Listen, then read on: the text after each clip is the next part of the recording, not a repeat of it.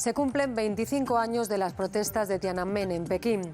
Las reivindicaciones de estudiantes, trabajadores e intelectuales que pedían más libertad para el pueblo y menos corrupción para sus dirigentes fueron aplastadas por el ejército. Por el camino dejaron además cientos de muertos y 1 millar de heridos. Todavía hoy continúa el mutismo del gobierno chino sobre esta masacre, pero aquella imagen de un estudiante plantando cara a una columna de tanques queda ya en la memoria colectiva. Así lo contaba entonces Informe Semanal.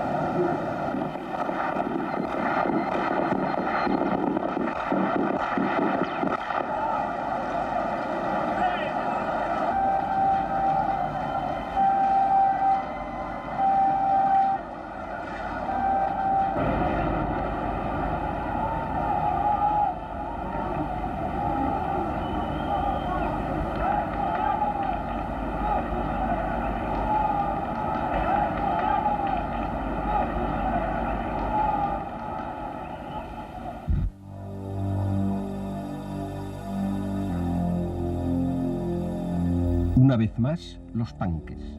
Las máquinas de guerra golpeando en el corazón de una ciudad para dar fin a las ambiciones de libertad de un pueblo forman una imagen repetida en nuestra memoria histórica.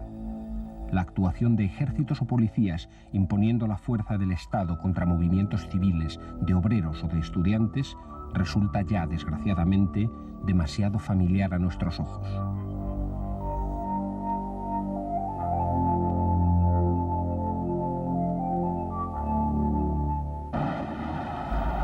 Esta vez ha sido en Pekín, pero los tanques son siempre iguales. Como idéntica es siempre el alma de quienes los conducen.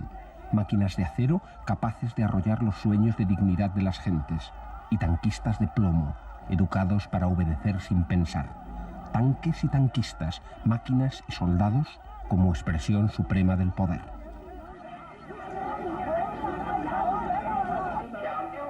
La intervención del ejército puso fin a mes y medio de revuelta estudiantil en China, y en el camino de las tropas han quedado cientos, tal vez miles, de cadáveres civiles sepultados sin ocasión de llorarlos ni contarlos. Pero no es cuestión de cifras, y no importa que las víctimas de la represión hayan sido 400 o 4000, porque el crimen sigue siendo el mismo.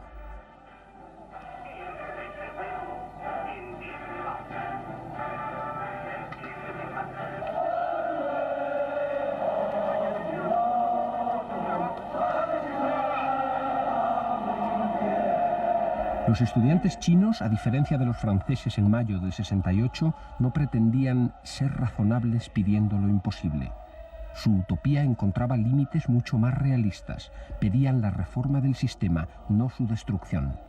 Sus voces, clamando por mayores libertades y contra la corrupción, no eran tan solo las de unos miles de privilegiados con acceso a la educación universitaria y un futuro claro como cuadros directivos, sino que expresaban un sentir profundo de gran parte de la población. Paradójicamente, las razones de la protesta civil en China se encuentran en los éxitos de la política oficial de reformas económicas, porque Carlos Marx dejó claro que el orden político de un país es el reflejo de las relaciones económicas entre sus ciudadanos, y Deng Xiaoping, un pragmático del marxismo, se empeñó en ignorar tal principio, promoviendo profundos cambios económicos sin alterar el estatus político del régimen chino.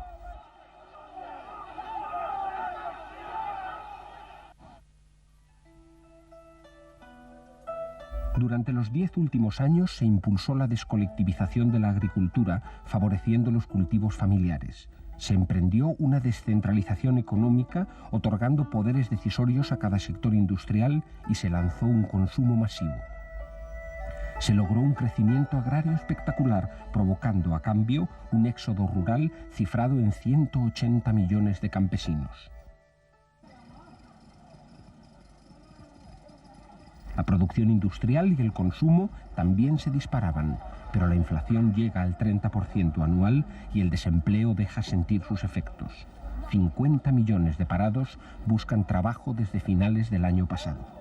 Además, la liberalización de la maquinaria económica estatal se traduce en fenómenos de corrupción y nepotismo entre los funcionarios. Ante esta crisis de crecimiento, las estructuras políticas chinas permanecían anquilosadas y se mostraban incapaces de reaccionar.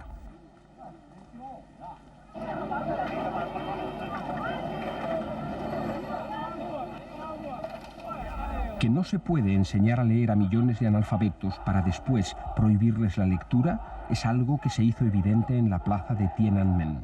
Los estudiantes, formados por el Estado en el conocimiento científico, exigían al Estado que respetase sus opiniones.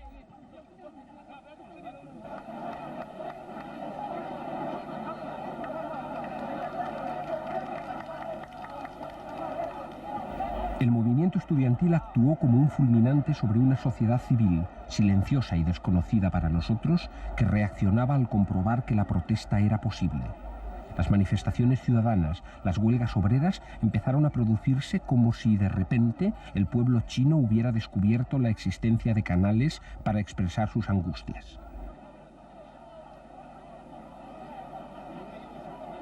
La pugna entre reformistas e inmovilistas se agudizaba en el seno del Partido Comunista.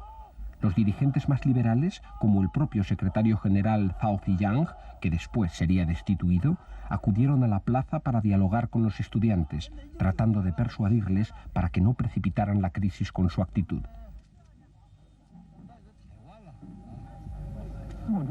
Entretanto, los políticos más duros, como el primer ministro Li Peng, preferían dirigirse a los cuarteles buscando el apoyo de los fusiles.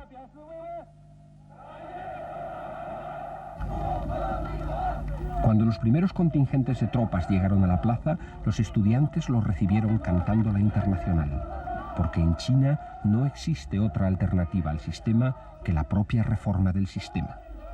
Por todos los medios se intentó convencer a los soldados de que no había enemigo alguno frente a ellos. Los estudiantes trataron de explicarles la protesta, y las gentes se esforzaron en bloquearles el paso, llegando a pinchar las ruedas de los vehículos militares.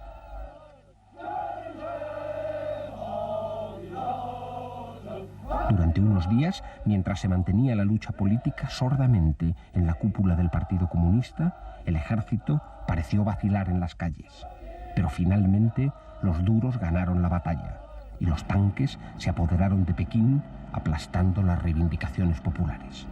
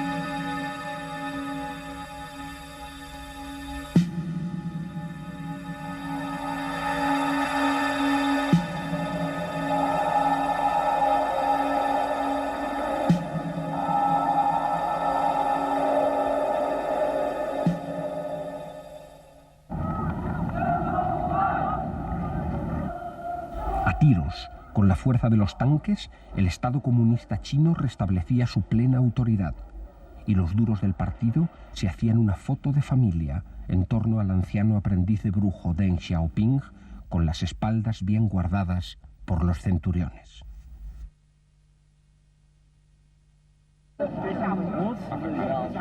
Pekín recupera lentamente el pulso, todavía aturdida por la violencia que ha sufrido, pero sus gentes ya no son las mismas. Sus señas de identidad política han cambiado. Cambiaron desde el momento en que se echaron a las calles y comprobaron que la protesta civil era capaz de dar jaque al régimen. Y el gobierno tampoco es ya el mismo. porque la crisis de mayo ha demostrado la existencia de un fermento social revolucionario, inarticulado, carente de organizaciones, nacido de las reformas económicas. No hace falta una bola de cristal para ver con claridad el futuro chino. La dirección en que marcha su economía la convierte en un imparable motor de cambios. Y a sus 85 años, Deng Xiaoping está lejos de ser una garantía de continuidad para el poder de los ortodoxos. Así, la actuación de los tanques en el corazón de Pekín, considerada oficialmente como una hazaña gloriosa, parece destinada a ser un simple y vergonzoso paréntesis histórico. Y a la larga, la única hazaña perdurable de esos tanques habrá sido convertir a la masa de estudiantes de Tiananmen en un grupo de muchachos idénticos a nuestros hijos, porque la brutalidad de la represión enciende la solidaridad humana.